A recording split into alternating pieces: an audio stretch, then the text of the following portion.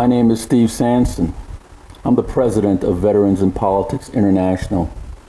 Before anyone says, who is this guy? I'm from European and African descendants, and I am an American, and I'll always be a United States Marine. I've had good and bad experiences with law enforcement. I have many friends that are lawmakers and lawbreakers, but I don't judge them where they come from. I only judge them how they treat me.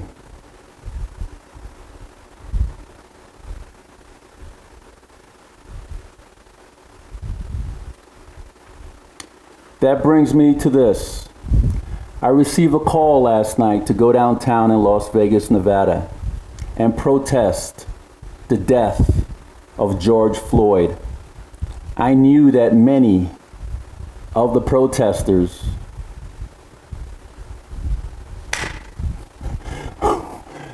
were angry, and this anger would lead to rioting. Instead, I decided to help the cause by doing this public service announcement. It is disgusting and uncalled for how the Minneapolis Police Department killed George Floyd. Yes, the police department. Why I say the department is because there is a culture throughout almost every police department in America that police officers are untouchable. That they can do what they want and get away with it. If another police officer complains, that officer is named a rat, not to be trusted, isolated, threatened, and discredited. No room for promotion. And the officer's family is also threatened. No one wants to work with them. This is shameful. This silence good officers that turn a blind eye for bad officers. This is why the culture of police officers in America is corrupt. They are protected by a powerful police union that decides who the next sheriff will be, who the next police chief will be. Most police departments are hostages to the powerful police unions. I understand your anger. I myself was detained recently for an hour because I complied with the law and told the rookie police officer that I have a concealed carry permit and I had weapons in my vehicle registered in my name. I was pulled out the car, handcuffed, more officers showed up. The officer violated my constitutional rights. How? He went into my vehicle and took my weapons. And the cop tried everything to take me into custody, all over a traffic stop. I contacted Internal Affairs, the Sheriff's Office, the Citizen Review Board, and nothing happened. Why? Because they protect their own. We have had our own fair share of police misconduct in killing our citizens right here in Las Vegas, Nevada. Let me tell you a few of them. December 12th, 2011, Las Vegas police officer Jesus Arevalo used his personal AK-47 and shot and killed unarmed Stanley Gibson African American and a Gulf War veteran who was suffering from post-traumatic stress disorder. Arevalo shot him 5 times while he was sitting in his car. Gibson barricaded by patrol cars in an apartment complex. The only thing Gibson can do is spin his tires. Our Sheriff Gillespie tried to cover it up. He said Gibson used his car as a battering ram, and officers needed to protect themselves. The sheriff, not knowing that a tenant in the apartment complex, took a video and sent that video to a news station. It showed something much different, that Gibson was blocked. He had nowhere to go. The sheriff then backpedaled and was blaming the radio communication. And when that failed, blamed the lieutenant in charge. The exposure of this case caused a whirlwind of events. My organization, Veterans in Politics International, was deeply involved. We interviewed the officer's wife and found out that the officer was a problem within the department and made very disparaging statements about African Americans and his view on paid administrative leave. According to the LVMPD's policy, if you use your weapon on duty, you will automatically receive paid administrative leave. In other words, a vacation on taxpayers' dime. The officer was brought before the secret grand jury. The only officer in the LVMPD's history since its creation in 1973 to be put before this secret grand jury for a shooting incident. We didn't protest. We exposed the shooting constantly. We struck at the police department hard. We went after a legislation that would increase property tax. For what? For more police officers. We flew to northern Nevada in Carson City at the Nevada legislation and killed the bill for more cops. The bill was forwarded to a board of Clark County Commissioners, and we killed it there as well. The More Cops bill was the sheriff's baby, and we wanted to send a message. We became involved and convinced the sheriff that a voluntary crisis intervention training should be mandatory and taught at the police academy. Crisis intervention is verbal communication. Instead of deadly force, you use your words. We convinced a state senator that veterans should be on Nevada driver's license, just in case another veteran suffers from post-traumatic stress disorder in a traffic stop, which officers can now identify that person is indeed a veteran and might be in need of some help. We organized, folks. we came together peacefully. We were so determined to make an example out of this shooting, we pressured the sheriff. And he decided he wasn't going to run for a third term of office after he publicly said he would.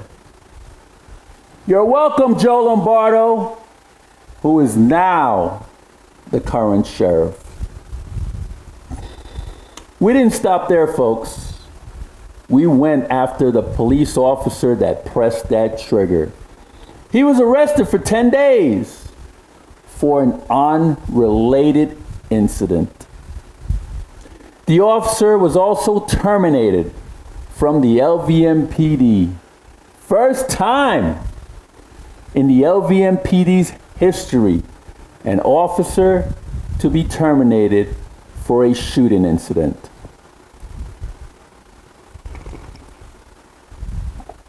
That officer should have been arrested, tried, and convicted.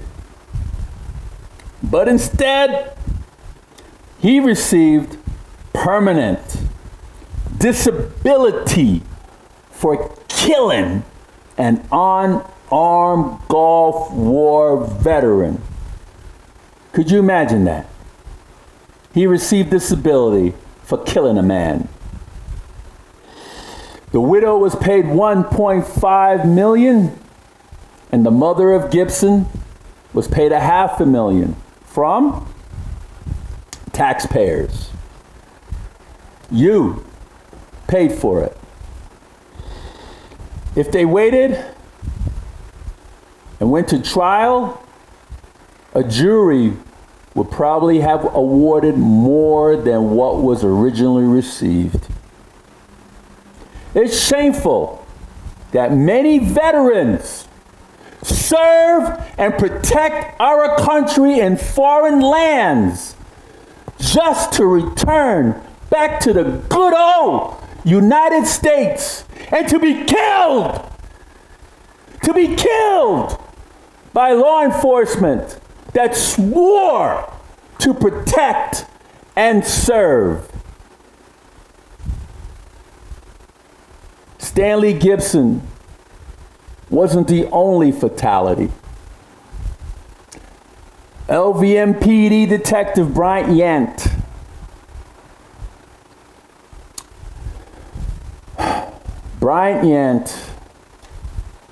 lied to a Las Vegas justice of the peace and obtained an illegal search warrant and had the reality show cops come with him on a drug bust. August 20th, 2010, Detective Yant shot and killed Trevon Cole, an African American, after breaking into his apartment with his pregnant girlfriend. Cole, a low-level drug dealer, unarmed, was dressed in boxer shorts and a t-shirt,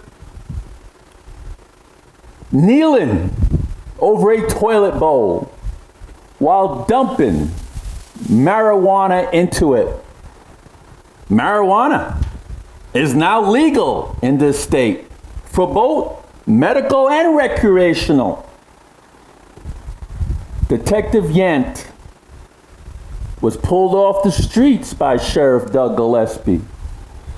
And what did he give him? He didn't give him handcuffs. He gave him permanent desk duty. And then if that wasn't bad enough, folks, the president of the powerful police union, the Las Vegas Police Protective Association, the LVPPA,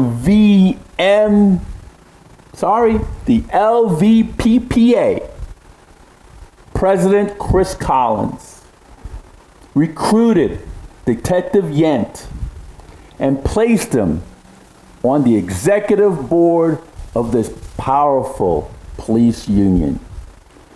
The family of Cole received $1.7 million of, guess what? Taxpayers' money. Yent should have been behind bars. Instead, he received a promotion. That brings me to another disturbing shooting. September 23rd, 2010. Eric Scott, not African American, not Hispanic, but Caucasian. A Caucasian American, an Army veteran, was shot and killed by a trigger-happy police officer. Scott had a verbal argument inside of a Costco, of all places. The employees saw that Scott had a weapon, called 911, told the dispatcher that a man was carrying a weapon, but Scott had a concealed weapons permit. Never once took his weapon from his holster. The LVMPD police met Scott outside of Costco in Summerlin. Guns drawn, and gave Scott conflicting orders. One officer yells, "Hands in the air!" Another officer yells, "Get on the ground!" Scott tried to comply with both commands. Could you imagine having officers draw guns on you, your heart racing? You don't know if you're going to live or die. One officer yells this command, another officer yells that command. You don't know who's going to press the trigger.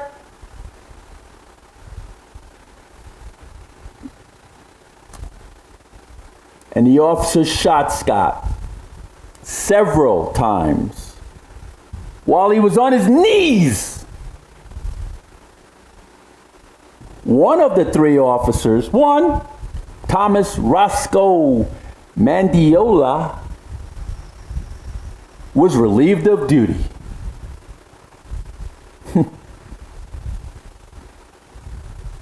No officer in the Las Vegas Metropolitan Police Department's history has been ever arrested or charged for a death involving a shooting, especially of unarmed citizens.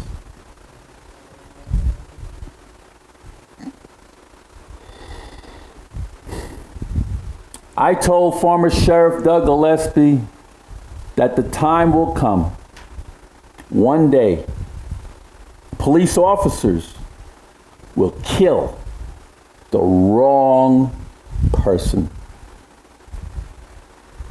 In 2015, police officers across our country killed over 100 unarmed Black Americans. Why? Good question. I know. Here's the answer. Because they are the police. What can't you understand about that? They are the law. According to the Washington Post, 992 in 2018, 1,004 in 2019, unarmed Americans perished. By the hands of who? Law enforcement.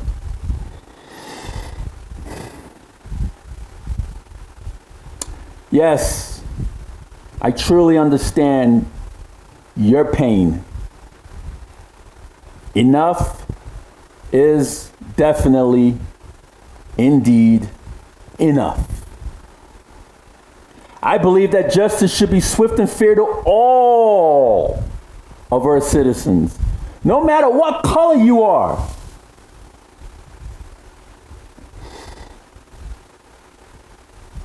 Black, white, yellow, brown, green, or blue. Justice should be served all of us equally. You kill a police officer, you should be prosecuted to the fullest extent of the law. No different than an officer killing an unarmed citizen.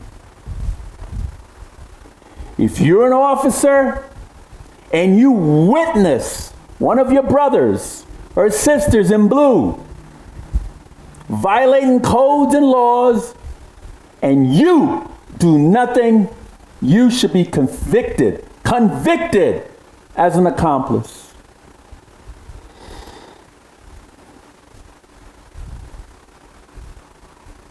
No one, I'm going to say this again, no one is above the law. No officer is judge, jury, or an executioner. That's not how our Constitution is designed. But I blame the voters that put criminal and corrupt politicians in office. Judges, city council members, mayors, county commissioners, sheriffs, governors, attorney generals. You vote for them. You vote for them. You should educate yourself, then vote. All of you that don't vote, this is what you get.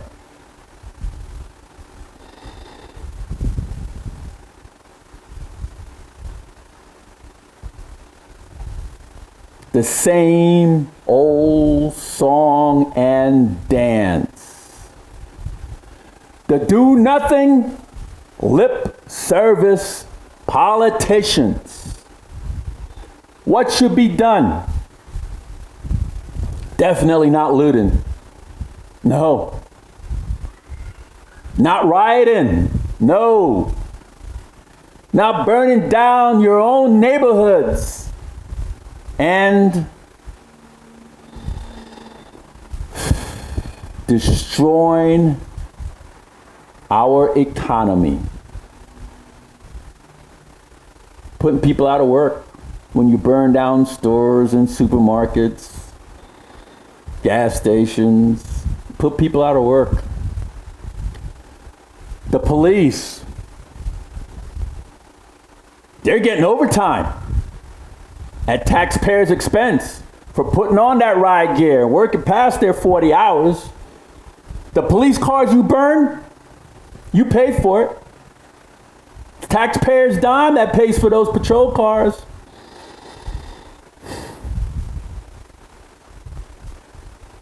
We're destroying our own shit. But I do understand why you do it. You're making a statement because nothing else is working. We need to change laws. Every police shooting should automatically go to the U.S. Attorney's Office and FBI for investigation and prosecution. Cops cannot and should not police themselves. How ludicrous is that? I'll never be found guilty, I'll tell you. We need to tie the hands of these powerful police unions, because their job is to protect the cops, not you. We need to change the laws in each state. Charge every police officer that is involved, not just some, all of them. Take away state and federal funding, and in some cases, relieve the sheriff of his or her duty as well. Put the sheriff on paid administrative leave, maybe. Because leadership starts from the top. In closing, George Floyd won't be the last victim by our corrupt system.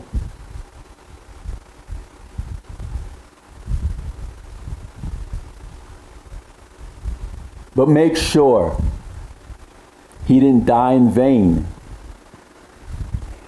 It's your constitutional right to protest, but be smart about it.